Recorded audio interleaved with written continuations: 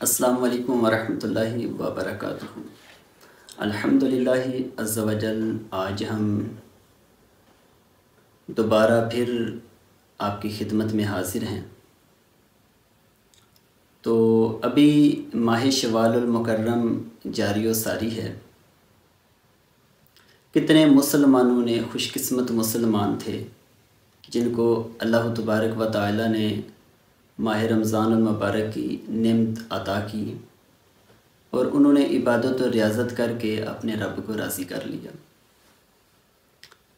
ماہ رمضان المبارک بے شک بہت بابرکت مہینہ تھا، عظمتوں اور شانوں والا مہینہ تھا۔ اس کے اندر نہ جانے کتنے مسلمانوں نے، نوجوانوں نے پنجگانہ نماز پڑھنا شروع کر دی تھی، قرآن کریم کی تلاوت کثرت کے ساتھ شروع کی تھی۔ تو یاد رکھیں، ماہ رمضان المبارک اس کی آنے کی جو حکمت تھی وہ تھی یہ کہ بندہ پرہیزگار بن جائے، کہ وہ رمضان المبارک کے روزے رکھے گا، پنجگانہ نماز ادا کرے گا، جھوٹ، حسد اور غیبت سے محفوظ رہے گا، تو وہ یقیناً یہ ساری عبادت و ریاضت کے بعد اپنے رب کو راضی کر لے گا۔ لیکن ماہ رمضان المبارک کی جیسے ہی وہ لمحات گزرے، اس کے بعد عید الفطر کی ہزاروں خوشیاں ہم نے دیکھی۔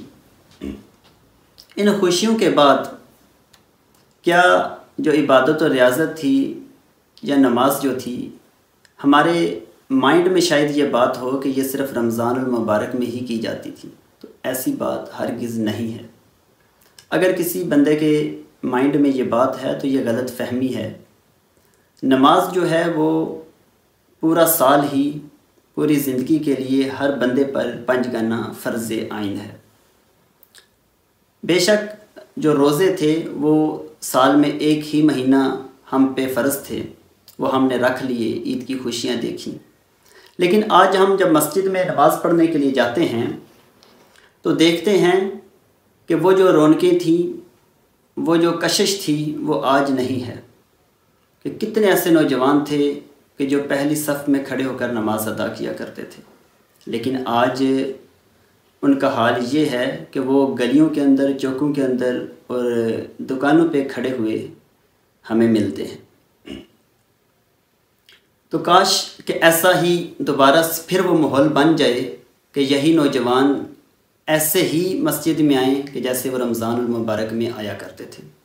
رمضان المبارک کے اندر فجر کی نماز پڑھ کے پہلی صف کے اوپر ہی نہ جانے کتنے نوجوان ایسے تھے جو کثرت کے ساتھ قرآن کریم کی تلاوت کیا کرتے تھے۔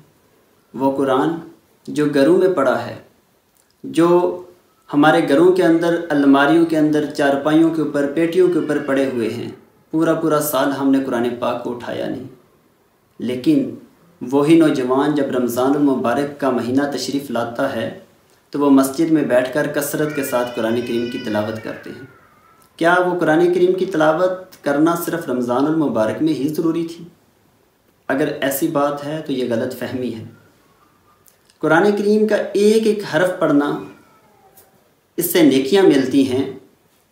تو یاد رکھیں کہ قرآن کریم کی تلاوت اور پنجگانہ نماز یہ دو ایسی عبادت ہیں کہ جن کا اتنا ضروری ہے کہ آپ سمجھ لیں کہ اگر آپ نے اپنی دنیا کو اور آخرت کو بہتر کرنا ہے تو آپ کو ان دونوں چیزوں کا کبھی بھی دامن نہیں چھوڑنا ہوگا۔ ان کو مضبوطی کے ساتھ پکڑ کے رکھیں۔ جیسا کہ اب دیکھیں کہ حضرت امام حسین رضی اللہ تعالی عنہ جب آپ کی شہادت کا وقت تھا تو آپ کا سر سجدے میں تھا اور زبان پہ قرآن کی تلاوت تھی، یعنی کہ آخری وقت پہ بھی انہوں نے نہ تو نماز کو چھوڑا ہے اور نہ ہی قرآن کو چھوڑا ہے۔ اور آج ہمارا حال یہ ہے کہ تھوڑی سی بھی مصروفیت ہو، تھوڑی سی بھی مصروفیت کو سامنے رکھ کے ہم نماز پڑھنے نہیں جاتے، قرآن کریم کی تلاوت سے محروم رہیں گے۔ اور ہر بندہ کو جس کو بھی دعوت دی جائے کہ آئیں نماز پڑھیں تو وہ یہی کہتا ہے کہ آج نہیں، کل شروع کروں گا۔ سمجھ یہ نہیں آتی کہ وہ کل کب آئے گی، کیا اس وقت آئے گی کہ جب وہ اس دنیا سے چلا جائے گا؟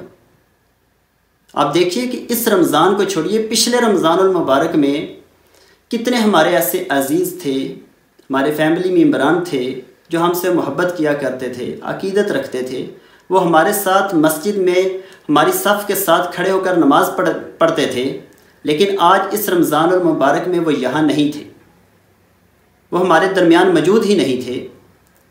تو میں سمجھتا ہوں کہ اللہ تبارک و تعالیٰ نے جب یہ نعمتیں عطا کی رمضان المبارک جیسی، تو اس نعمت سے ہمیں فائدہ یہی اٹھانا چاہیے تھا کہ ہم ہمیشہ کے لیے پکے اور سچے نمازی بن جائیں۔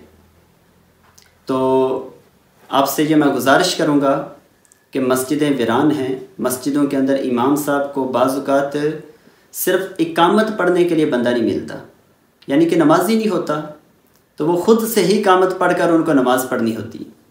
اس لیے میں آپ سے گزارش کروں گا، کوشش کریں کہ اپنے اندر یہ دو چیزیں، صرف قرآن کریم کی تلاوت اور 5 گانہ نماز، اس کو اپنا لیں۔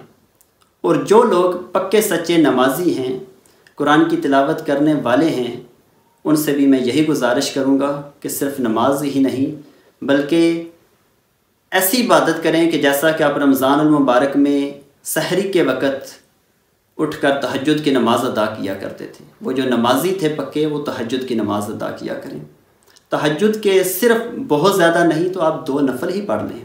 2 نفل پڑھنے کے بعد رب تعالیٰ کی بارگاہ میں التجا کریں، جس امید اور جس یقین کے ساتھ آپ دعا مانگیں گے میرا رب عطا کرے گا۔ مالک کریم کی پاک اور بلند بارگاہ میں التجا کرتا ہوں، اللہ تعالیٰ مجھے اور آپ کو پکا اور سچا نمازی بنائے اور پکا اور سچا قرآن کریم کی تلاوت کرنے والا بنائے۔